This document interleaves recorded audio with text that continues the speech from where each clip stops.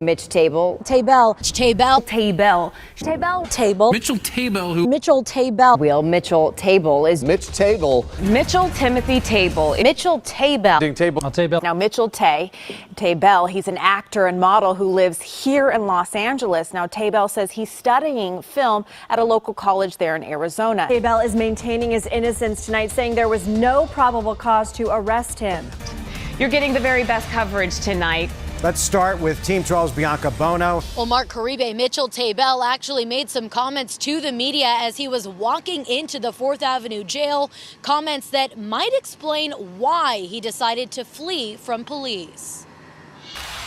The man police say is responsible for this 60-mile wild chase across the valley, defending his actions. They were attempting to make a stop without probable cause or reasonable suspicion. On his way into the 4th Avenue jail, Mitchell Timothy Taebel telling reporters DPS had no reason to pull him over in the first place. I called 911. Police telling a different story. So he was being stopped for a moving traffic violation. 12 News briefly speaking with Taebel's mother over the phone.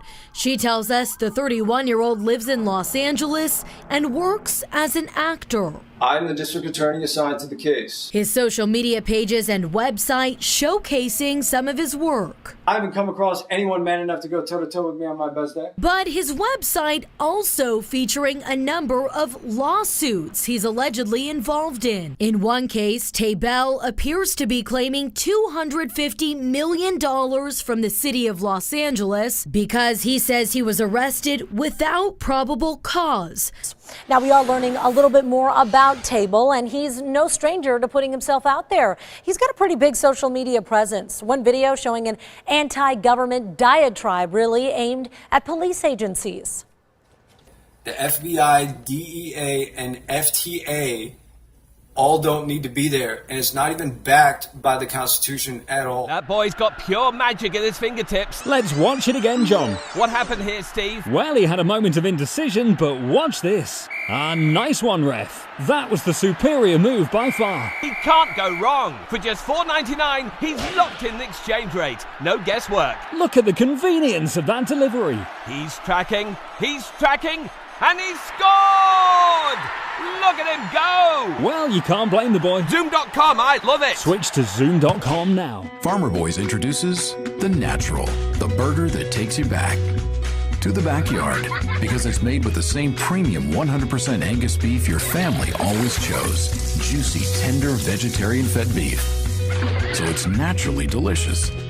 Come in today and ask for the newest addition to Farmer Boy's line of the world's greatest burgers, The Natural. No hormones, no fillers, no comparison. Only at Farmer Boys. And you might just want to add some fries with that. Successfully connecting with consumers boils down to how well you understand them. That requires lots of data, lots of different types of data, and there's no shortage of it out there. But how do you know what data points are the most valuable? Guess? Rock, paper, scissors? You need to start with a holistic view of consumers, and you need someone with real media experience. You need Genome, the most complete audience buying solution that combines the largest set of aggregated data with a premium media footprint to show you which data to use and where. In other words, Genome gives you a 3D view of consumers and the media needed to generate successful marketing outcomes, which is good, because rock, paper, scissors probably wasn't working out so well. This commercial you saw got you thinking about a new career. That's great. Kaplan College is ready to help. Probably have a lot of questions. They have answers. Hey, your new future? It's just a phone call away. Don't wait. Call now. All right, everybody, welcome to News Now here on the Fox 10 Phoenix Facebook Live. You're taking a very quick look at the New York City skyline because we have the jailhouse news conference with Mitchell Taebel, the 31-year-old accused of causing that chase in the valley yesterday and that crash in Tempe right by Arizona State University. You're going to watch it now. All right. Thank you. How you doing there? Good, how are you? Okay, I'm ready to go. All right, I just want to say there's no probable cause. This is another perfect example of being stopped and arrested for something that I did not do. Federal law, 18 U.S.C. section 241 and 242 that protects citizens' rights of America to a high degree. And they say arrests without probable cause can be considered kidnapping or attempted kidnapping for prosecutions as well. It can warrant life in prison. It can warrant the death penalty. So that is one of the greatest laws ever written to uphold the U.S. Constitution. Did you have anything inside of your car, any stolen items?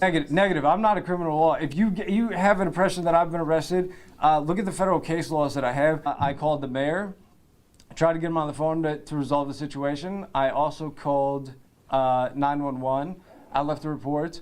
I told them that they were attempting to make an unlawful arrest, to call their officers back. Their officers did turn off their lights and back off for a bit. I said, call the officers back. I don't want them to attack me. I don't want to jeopardize anyone's safety. They were throwing spike strips, at me along the road as I was just driving along. I wasn't really running. I was just kind of driving along and moving out of the way. Anyways, and then I drove back to the college. I'm currently enrolled as an ASU student. I take a couple filmmaking courses. A detective called me after I called 911. He was not able to tell me why they were attempting to make the stop in the first place. He couldn't justify probable cause. There was none whatsoever. I have a website, mitchtaebel.us. It has links to my production websites, to my photography websites, to a number of things I've done, if anyone's not familiar with that. You just pull over and ask the officer why he was stopping you to avoid this whole mess. Yeah, well, I was concerned that it was going to result in some kind of unlawful arrest. They had no reason to make any kind of aggressive stop or to throw spike strips. Completely unreasonable.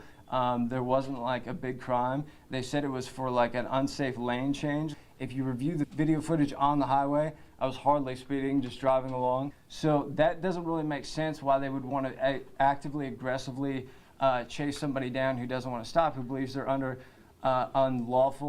attempt of unlawful arrest. The other one just bashed into the back of me. So I was abruptly attacked, and I just, sped off to resist the unlawful arrest. So it's unfortunate that anyone else had to be involved in an accident. You call 911, they can get in touch with state police, they can get in touch with city police. I think the police and the city should be held liable for her accident, for my accident. I've got to get bailed out. I got to get out of here immediately. I'd like to do this in finer clothes. Exactly, it never happened. Where's the dash cam of the illegal lane change on the highway? So how many cases like so this it didn't have you happen. won? What's that? How many cases like this have you won? Your suits. He's, how many? okay, that's it. We're wrapped up today. So ladies and gentlemen, thank you very much for coming. I'm out of here. Goodbye. All right, everybody, that's going to do us here for us on News Now this Thursday. That was Mitch Taebel. He's adamant, Kitty, he did absolutely nothing wrong and that DPS troopers had no right to be chasing him. We also learned that he doesn't plan to stay here at 4th Avenue Jail very long. In fact, early this morning, in his very first court appearance, he asked his attorney to post his bond as soon as possible. Now, we put in requests to interview inmates in all high-profile arrests. Most of them say no. In this case, Taebel's lawyer even advised him not to, but obviously he had a lot he wanted to say. Investigators also looking into whether or not the troopers may have put the public in danger with their reaction. So far, DPS not commenting, but these are their own policies that they appeared to violate during that pursuit, chasing a driver wanted for a traffic violation, continuing that pursuit in a crowded area, and not having their lights on and sirens on during the entire chase. Court documents list this downtown Los Angeles apartment complex as Taebel's home. Okay, folks, welcome everyone on Fox10Phoenix.com. Very, very busy day here on the stream, and no doubt we are covering this live police chase for you in the valley right now. This is on the really west side of town. Right here is the suspect vehicle, is this red Jeep at this moment. We don't know too much about the chase. Still getting all that detail in, but thank you so much for joining us here live. Fox10Phoenix.com. We first heard about the chase when it was in the far west valley. So they've come through on Interstate 10 all the way through downtown, which is probably the most congested area of freeway we have. And we're not in a rush hour or even close right now. They've come all the way through downtown. They've gotten on the Loop 202, which is just north of Sky Harbor Airport. And, in this picture here, we can't see anybody close around them, but we know the helicopters are following. And so right now what we can see is it looks like this driver, we don't know why they were trying to stop the driver to begin with, but it looks like the driver's driving normal freeway speeds at this proximity. And what we've seen in the past is when the units get up very close to these drivers, drivers who want to take off, it can agitate the driver, the speeds can increase, and that makes the roads more dangerous for everybody around one of these chases. So what about you with that? No. And it seems though out here in Arizona, when it comes to police chases, much different than when we see the police chases out in LA. In LA, it seems like they'll let the chase go on for hours if it goes on. Well, there's an equation you have to look at. Again, if you have somebody who is brandishing a gun and taking shots outside, that's an imminent threat to everybody around them. Yes. And I think that chase becomes a little different at that point. And as we are continuing to watch this, it doesn't appear now that he's doing anything erratic right now. No, east, plenty of distance it looks like around him. I don't see any units up close. He's not driving erratically. No. And here, like this person right here, probably just somebody driving by on the freeway. Yeah, you don't even know. No more freeway speed. Yeah, we don't even know. Okay, now this is where it starts getting hairy. So it looks like they're taking an off ramp here. This would be right near ASU if they get off. Let me see where he's getting off here. There's a big mall in the area, and let's see if he gets off the freeway. So this to me is where... Is this by like Tempe Marketplace right now? Yeah, Okay. well, not quite to there yet, I don't think. I think they're still a little west of there, but this may be, is that a Apache that comes through there or rural? So if you go up to the right, to the top of the screen, that's going to be Arizona State University, and the bottom of your screen making a left is heading more towards Scottsdale. So, and the freeway is very wide there. Is that him right there? Okay. Yes. I believe there's a bunch of fast food restaurants and things right around here, and he's getting now up into close to ASU, which is a huge campus. Oh yeah, really, yeah, and they definitely don't want it to go there. You don't want to. Well, they're doing it. Yeah. I mean, that's where they're heading right now. So they'll cross Tempe Town Lake here, and head towards the campus of ASU, and again, a very congested area. But you know, I have to say, after watching this, you know, it's tough to know, again, what they did beforehand or what they're capable of doing, but it doesn't appear to be one of these erratic type chases where somebody's going to get hurt, at least not at this point, but you never know. Coming to a stop sign here, stop light. Yeah, it's going to be interesting to exactly what's going to be happening here. And I always wonder when they get in these situations, now see, there's a truck that's kind of, well, does he know what's there? Right there. Look, there they go. There's a car. There we go. They pinned him in. All right. He's trying to get away now. Oh, there's another one. Discretion is advised, everybody here. In the pursuit, I believe that's a law enforcement truck. Oh, there we go. Looks like he's gonna lock him in or try to. Ooh. Lock him in or try to. Ooh. Gonna lock him in or try to. Ooh. And now there's some contact, and he's taking off. Oh boy, oh boy, oh no, oh no, oh no. Head-on collision with that car, an innocent person involved in a head-on crash. And this is exactly what DPS wanted to avoid.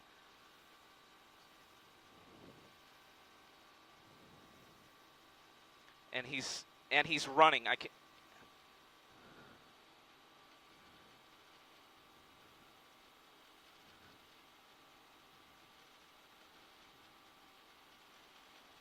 He's running. He's talking to some bystanders there. He's talking to some bystanders there. I don't know what he's saying there. I'm not absolutely certain, but it looks like that guy crawled out of the vehicle there. I'm fairly certain that's him. Yeah, that's the guy. Attempted to spike the SUV. The SUV was able to successfully go around the spike, so they were ineffective. The pursuit speeds ranged, they varied from 60 to 65, things like that. The suspect veered to the right and rammed one of our patrol cars. Gonna lock him in or try to. Ooh. And now there's some contact, and he's taking off. The suspect veered to the right and rammed one of our patrol cars. The officers can be killed under USC Section 242. That law is about punishing cops for unlawful arrests, but it doesn't mean what Taebel thinks it does. He also posted a video of himself off-roading in his red Jeep, that same red Jeep we saw slam into another SUV in Tempe on Wednesday. Oh my gosh. Taebel posted almost everything about himself online, from his school transcripts in Sedona to videos of his arrests. Put it down. To the lawsuits he's filed asking for the arresting officers to be executed. And Taebel's being held on $400,000 bail. DPS here may have actually violated their own pursuit policies. These are the policies which are supposed to keep people safe. Yeah, now police pursuits are unpredictable, they're dangerous, no one questions that. But after going through DPS's policies and pursuits, they're going to face some tough questions here, questions they were not willing to take today. Will you answer some questions in regards to the chase? It came into a very populated area. Should it have been suspended before that time? I'm not going to comment on that right now, okay? All right, we're done. Thank you. That's an ABC 15 reporter asking an important, fair question. In DPS's own pursuit policy, the very first line says the primary concern is to protect the lives and safety of all citizens, and their policies are clear about what to do and when to terminate. In this case, officials say the pursuit began because the suspect committed a moving traffic violation. That could be the first issue. DPS's policy says troopers shall not pursue vehicles suspected of a non-hazardous traffic violation. Another issue is when the suspect got off the freeway and into a crowded area of Tempe. Policy says pursuits should be terminated immediately when leaving a highway and into a densely populated or congested environment. At the intersection where troopers failed to pin him, the vehicle doing the pinning and the many DPS cars behind him didn't turn on their lights until after they failed to box him in. According to their policy, units need to have activated lights and sirens on during the entire pursuit. Law enforcement sources also tell me the decision to pin him here was questionable, given all the innocent people around. And since troopers knew who the suspect was, they could go find him later. So I imagine we're not done here. What's next? Well, there's still a lot we need to learn, and as you can imagine, there will probably be an internal investigation, so officers will have to answer to this. And there also may possibly be a lawsuit since someone was injured in that crash. I mean, that crash just takes your breath away. Every time you watch it, it's unbelievable that all of this happened. Dave, we know you'll stay on top of it. Thank you.